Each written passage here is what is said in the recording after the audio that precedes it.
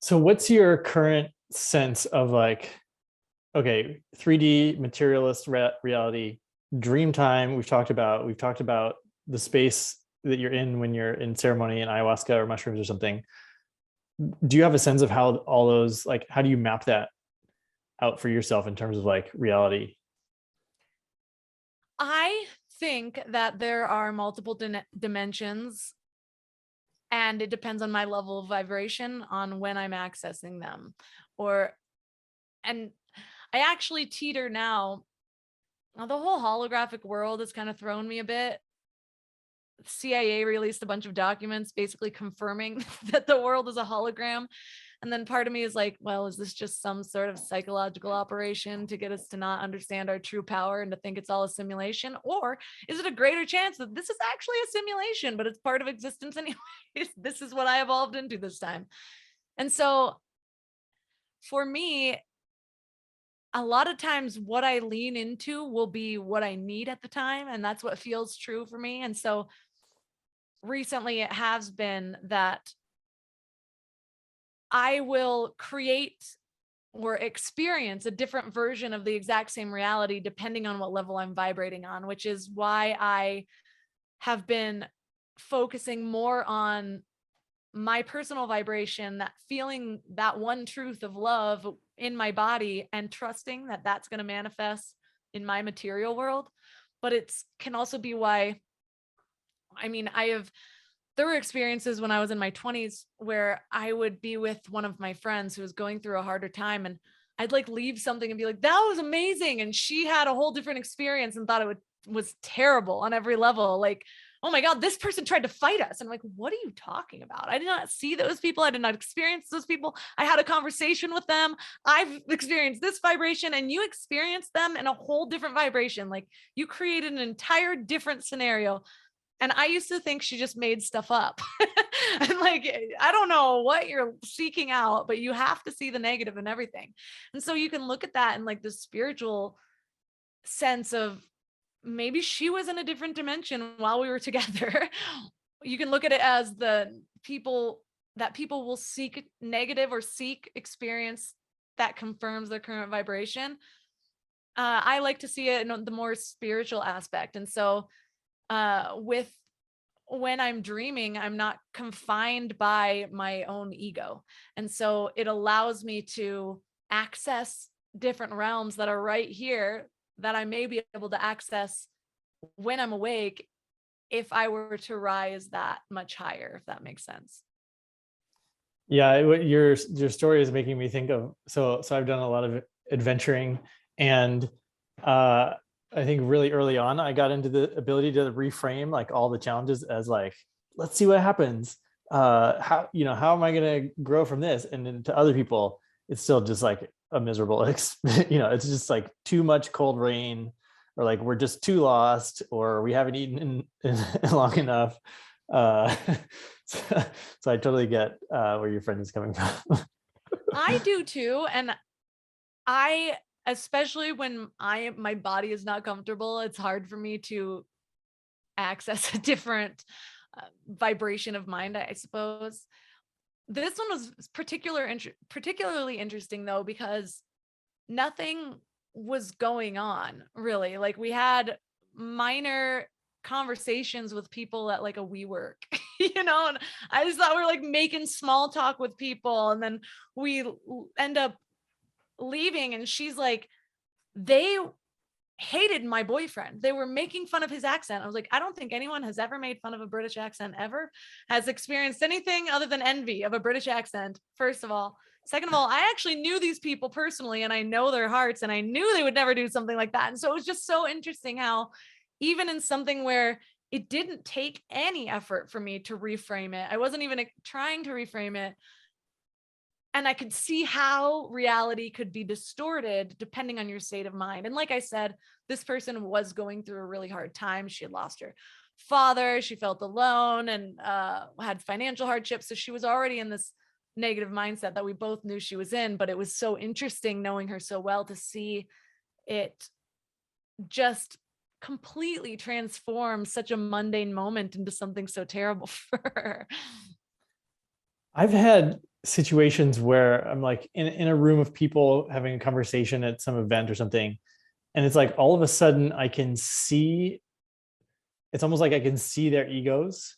And it's like I can see that they're saying the things they're saying in order to get the people they're saying them to like feel or think a certain way. It's like everyone's persuading everyone at the same time. And you see all these like weird relationship dynamics. I haven't thought about this in a long time, but it's what, and then it's like once you see it, you can't stop seeing what's happening. And it's just like, you guys are all in a play. It's wild. I know. I've caught myself in my own versions of a play as well. And for me, when I feel that, I'm like, well, what's coming out of me right now? Is this from my heart? What place is this from? It's kind of like how I was talking about checking in with myself when I'm sharing information. Mm. And a lot of times I gain a greater awareness of that by seeing it in other people. And a lot of times I see things in other people when it's a direct reflection of something I need to work on myself. Like that's why it's standing out to me. That's why it's almost triggering me. And it's not in every case, but one example of this is I know somebody that I've known my whole life, and I've always known that she does this, but she will all of a sudden, she'll say something that's true. She won't lie about the main event. But then if people aren't buying into it quickly enough, then more and more evidence seems to come out of the woodwork. Sometimes things that I myself have witnessed and knew that's not how it happened. But I'm like, okay, I get what you're doing. And the point you're trying to make is true. But all of this stuff is fluff so that they believe you. Like you're just pulling it out. And it's funny because that's like this extreme example of, and then all of a sudden, the moment that I was like kind of watching her do this in real life, this experience of my own that was on a much more minor scale popped up. And I'm like, I've done versions of that. I've exaggerated a little bit to make my point, or when people aren't reacting the way that I want. And so that was this big learning lesson to me. And that ended up being my challenge for like the 6 months after that, was to check myself and make sure. And so even things were like, no, it's like, I've done it 1,000 times. Well, don't quote me on that number. Or like, I don't know, billions of dollars went into that. Well, it might've been 250,000. I'm not sure. I'm gonna have to look up the number. The point was it's a lot. And so I would make sure to not ever add any exaggerations, even if it was an obvious exaggeration. And that was a whole like period of my life where that was the only focus that I had. And it was because it was reflected to me in the world. Huh. And you think it's because we want people to just validate our experience? Like, where is that coming from? I think it's that we hold on to our beliefs more than we think we do. And I think it's so easy to identify with those beliefs, or like even creating our own version of reality, which is why, I mean, you see a lot of gaslighting happening with people these days, like real people who've been injured from something that other people need, feel like that is the only way to save the planet type thing. And so they can't even see that maybe even if it's a small percentage, like they have been affected until maybe you know them in person. But I know 2 people personally who have had life altering experiences from something that is now mandated to be a part of society. And it's actually really insane to hear the stories of people just turning on them because of what they've experienced. Like one of them can't walk right now. And it's like, you're now mad at this person because they can't walk. Like, what do you mean? Or like they cut them out of their life because they're sharing that experience. And it's like, no, don't burst this bubble, because this is my hope right now. And seeing that there might be a downside, or that maybe it won't be pushed to everyone at this time because there's this minor amount of people that are hurt, like that's threatening to them. And so it's interesting. I've been observing a lot of both sides, and I can see both sides. Like I can see why people want the light at the end of the tunnel. And I can also see why it's dangerous to not think that bodies are different. Have you heard the Matthias de Smet, the Belgian psych professor's theory about the mass formation psychosis, and one of the key things is that you have to offer only one solution. Like you have to funnel, like here's this huge problem and the only single way to solve it, and I have it, and here it is. And like that's part of the whole strategy there. Yeah. Yeah.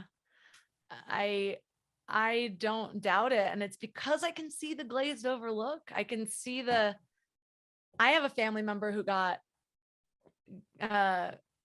GBS. I never know how to pronounce it. Is it Guillain-Barré syndrome, Guillain-Barré syndrome, whatever it is, from the flu shot years ago. Yeah. And it happened right after that.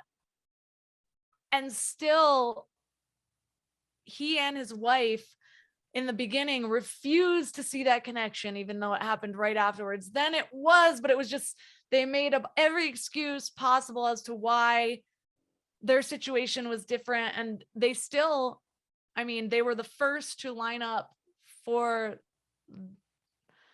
protecting themselves from this new thing. I don't like saying the words anymore.